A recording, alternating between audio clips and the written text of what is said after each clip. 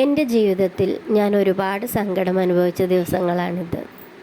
എൻ്റെ ഏറ്റവും മോശം സമയത്ത് എന്നെ മനസ്സിലാക്കി എന്നെ കൂടെ നിർത്തിയ ആളുകളെ ഞാൻ ഈ സമയത്ത് ഓർക്കുന്നു.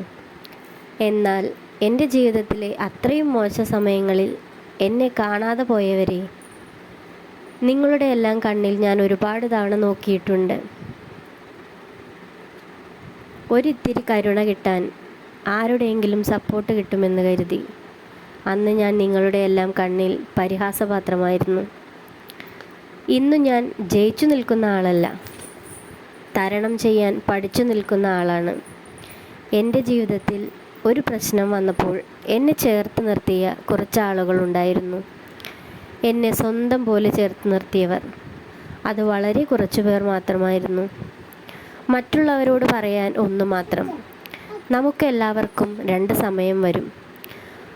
ഒന്ന് നല്ല സമയം, ഒന്ന് മോശ സമയം. മോശ സമയം മാറി നല്ല സമയം വരാൻ അധിക കാലമൊന്നും ചിലപ്പോൾ വേണ്ടി വരില്ല. Don't judge a book by its cover. Thank you all.